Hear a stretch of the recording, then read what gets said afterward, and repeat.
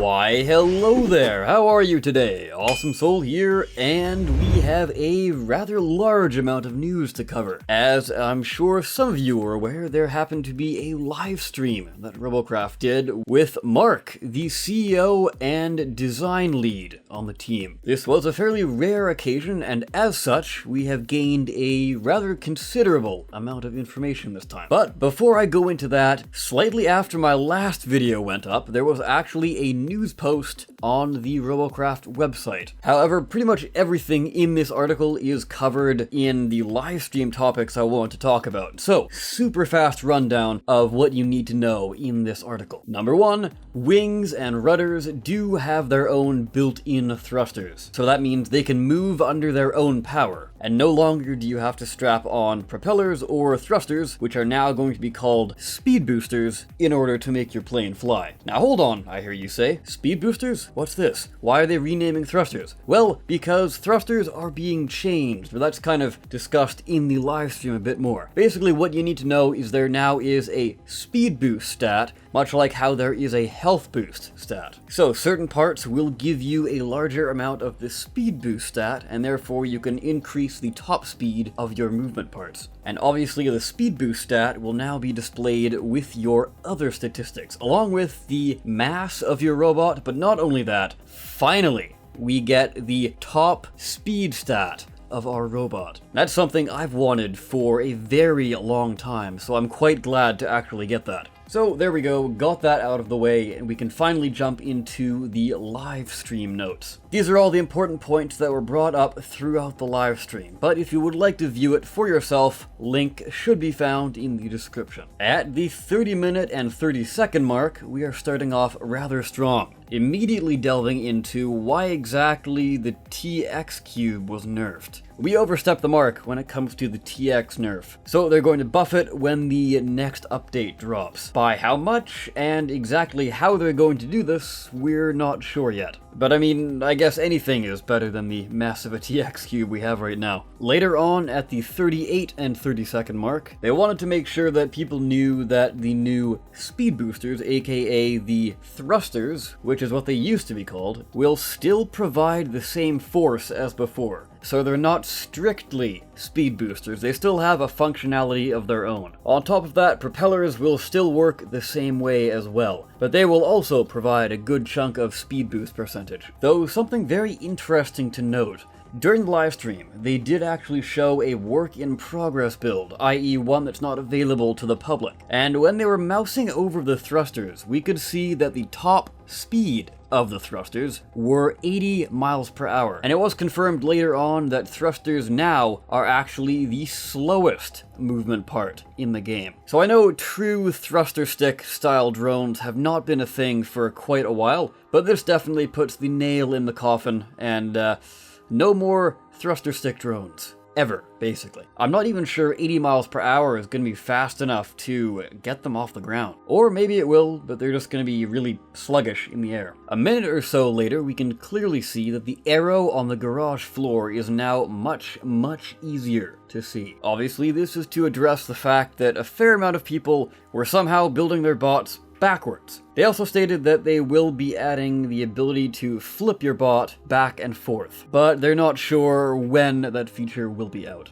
41 minutes in, and they reveal that aerofoils and rudders' carry mass is now proportional to their size rather than their CPU. So, obviously, the higher the rarity, the larger the wings are. But their CPU doesn't really rise that whole much. But their size definitely does. So now carry mass is based off of that, which certainly gives much more of an incentive to use the larger ones. And as stated earlier in the video, they do have their own built-in thruster strip that will actually allow you to vertically take off and land, and also hover in the air. A minute or so later, Mark actually states that you do not need a rudder in order to be able to turn properly. However, it still will help you turn faster, but now with the improved controls on the wings, they're not exactly a necessity anymore. He also states that wings feel more like wings and rudders will feel more like rudders, rather than having them all feel the same, basically. Not entirely sure what this could mean, possibly. Perhaps it simply means that the rudders have a tighter turning radius, but can't quite pitch and roll, possibly, as well, perhaps? I'm not sure. And another point that was pretty important to bring up, because I'm sure at this point, some of you have been saying, wait, hold on, wings can now hover mid-air? What's the point of the rotor blades? Well, the point of the rotor blades is allowing you to strafe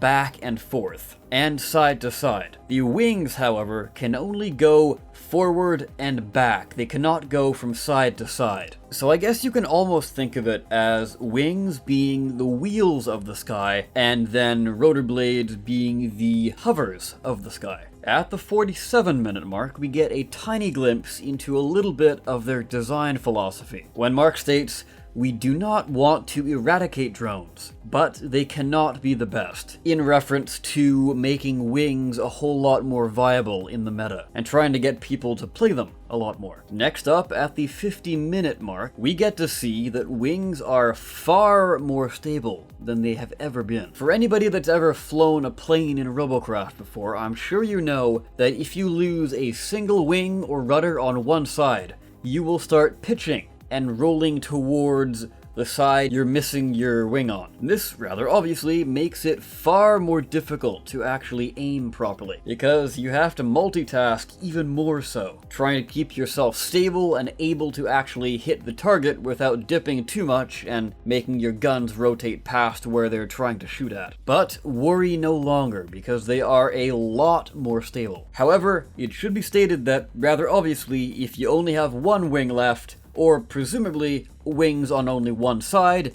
then you're not going to be flying all that well. The example they gave in the live stream was showing off if they only had one wing on the left side. And it could fly, but it couldn't go straight. It was basically just kind of doing a spiral upwards, pretty much uncontrollable. So chances are you're kind of gonna get something like that if you only have wings on one side. That's my guess anyway. Now, we come to probably one of the biggest and most important points here, and that would be at the 54-minute point. Mark basically says, should I have more CPU overall for less weapon energy? Obviously referring to what he was doing on screen. But he says after that, this will change to something else later. Very interesting, because he says something else. He does not say we're simply going to remove it, which I found very intriguing. And we actually found out what this something else was after the live stream, in the form of a tweet where he says, plan is to change weapon energy to CPU relationship to a damage boost to CPU relationship, allowing all weapons at all CPU ranges. It seems like Sergey's plan of damage boost to CPU relationship actually got to Mark. So I'm rather pleased by this, actually. I think this kind of system is, one, far more easy for them to implement. They don't have to implement anything else, because if they had the straight removal,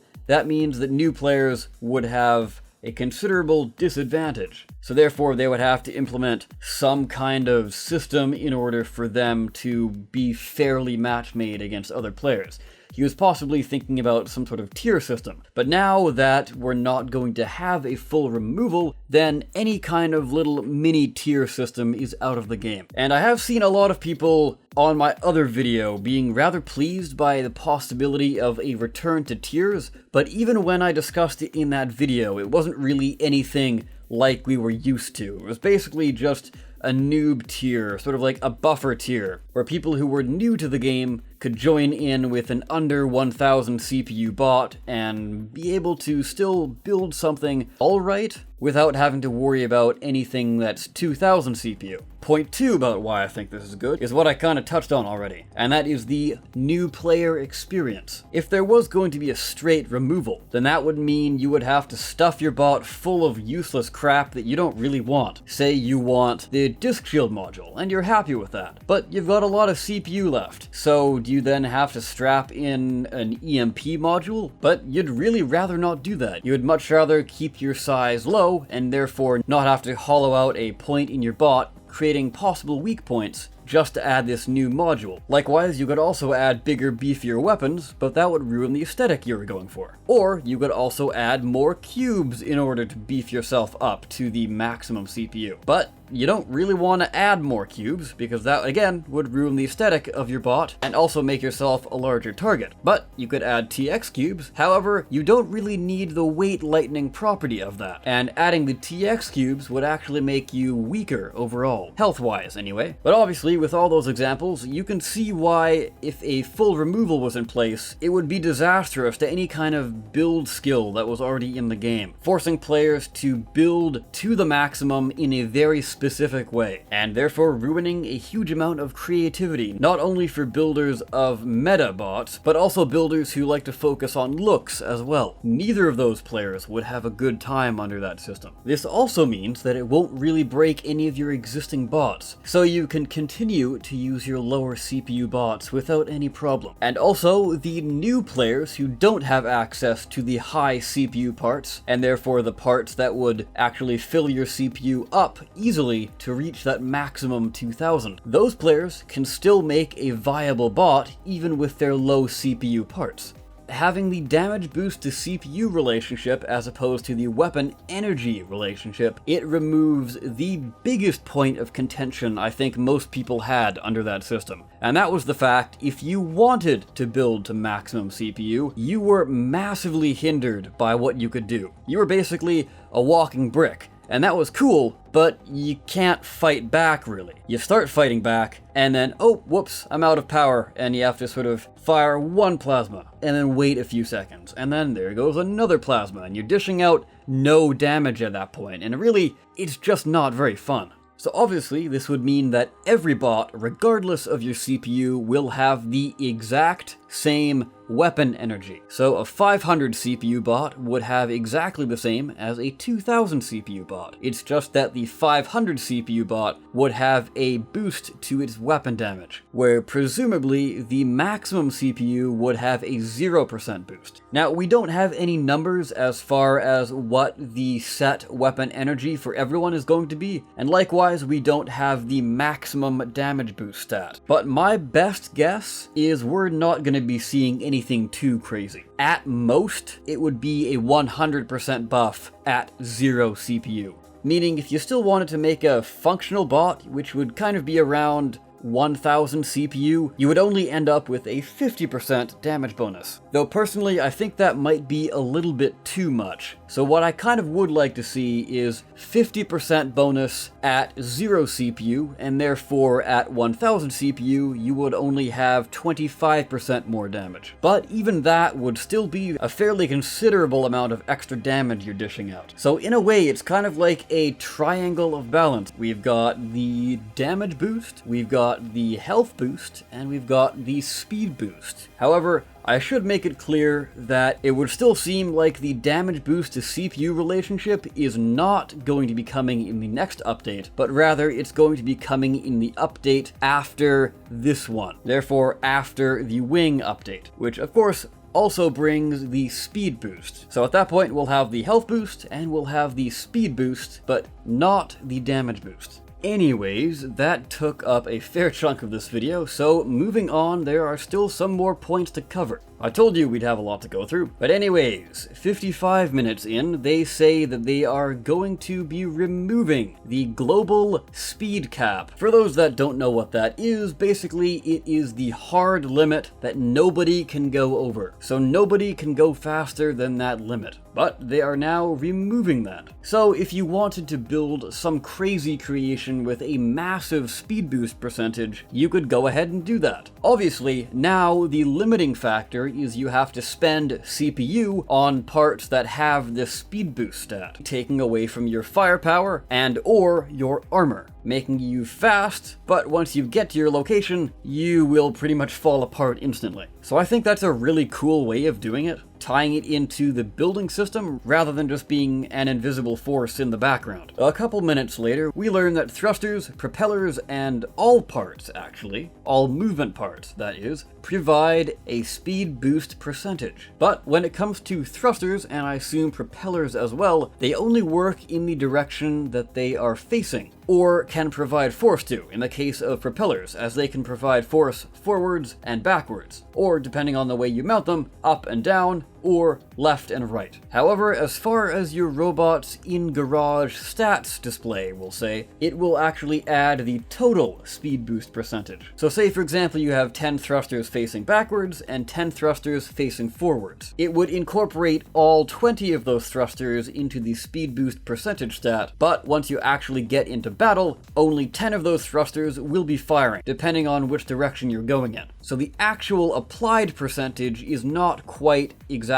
what the stats say. Will this change in the future? Probably not, because that might turn the stats page into a fairly big mess, but hey, if there is enough community want for it, maybe it'll happen. Who knows? At the 59-minute mark, they do confirm that they are actually, interestingly enough, adding health boost to mech legs. They didn't state on whether or not they will be adding this to any other parts, nor did they say how much of a percentage you'll be gaining, but it is still quite interesting nonetheless. Maybe we'll get this on tank tracks as well, but probably not. Honestly though, I'm not exactly sure why they're adding this percentage to mech legs. Perhaps it's because if you want to make a mech, you really only want to have 2 legs, whereas if you want to make a tank, you usually end up with a lot more, and therefore you have more redundancy. But yeah, we'll just have to wait and see how this turns out. Maybe they won't actually add the percentage buff to mech legs after all. Now here's a pretty important point. At the 1 hour and 1 minute mark, they go over how the new speed/movement part system will work in this update. So the example they give is if you had a bot, basically, with tank tracks in the front and then some wheels in the back. Previously, how they would work is that they would prioritize the slowest movement speed as your top speed. So that means adding wheels to a tank track bot is completely useless and kind of a waste of CPU. But now, under this system, if I can remember correctly, they had the second largest tank track at the back of their example bot and the smallest wheels at the front of their example bot. So with just the tank tracks on there, their speed stat was around 120, but once they added the wheels, it bumped up to 138. And that's not because of the speed boost. That is because you can now mix and match movement parts to attain different speeds, though it still seems like it will kind of end up being closer to the slowest movement part based on the whole tank track and wheel example we have. Nonetheless though, this will open up a huge window of possibilities to builders. They can now combine the mixing and matching system with the speed boost system to create some sort of crazy speed demon hybrid. I myself am quite interested in seeing what happens when you add insect legs onto a wing bot. Will that actually affect the ground speed of it, and how fast will it go exactly? Because I've kind of forgotten to mention, the top speed of the wings seem to be around 240 miles per hour. However, one very important point here. If, say for example, you have wheels on your bot, but they're not actually touching the ground, then your bot will go the speed of the tank tracks only, and will not do the whole mixing and matching thing. Even though in much the same way I described the whole way the thrusters are facing kind of mechanic, this will actually work in the same way, where it will display the top speed your bot could be going at if everything was working correctly, i.e. everything touching the ground. Obviously though, when it comes to things like wings and propellers, those don't need to touch the ground. So will they always be contributing to this whole mixing and matching speed thing? Only time will tell. Getting closer to the end here, but we still have some good information here. And at the 1 hour and 2 minute mark, we now learn that skis, yes, you heard right, skis will now have the highest movement speed of any part.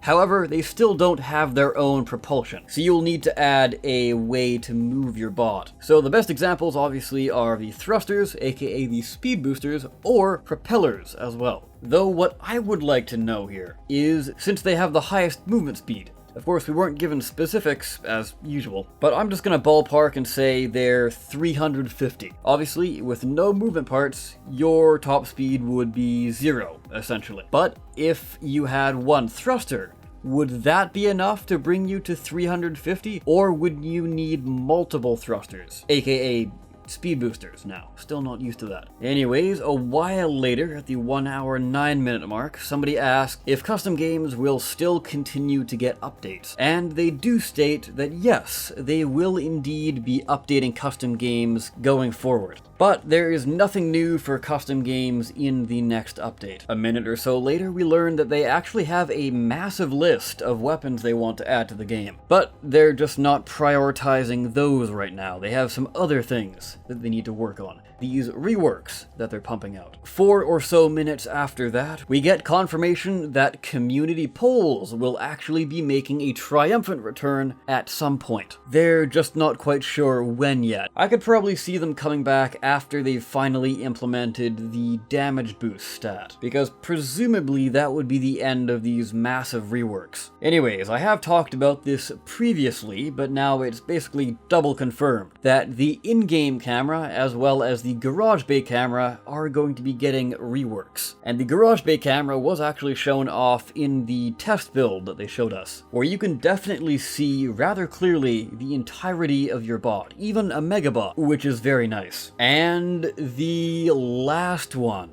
at the 1 hour and 26 minute mark, for some odd reason, they seem to think that the Proto Seeker is in a fair and balanced spot right now, which certainly left me scratching my head. But, I don't know, what do you guys think? Is the Proto Seeker balanced? Because I would certainly say no, and I'm quite certain that the community sentiment is pretty much in favor of it's completely useless. Anyways, that will do it for today's video. I thank you for sitting all the way through it. Congratulations, pat yourself on the back. But I, of course, have been the Awesome Soul. I thank you so very much for watching, and I will see you next time.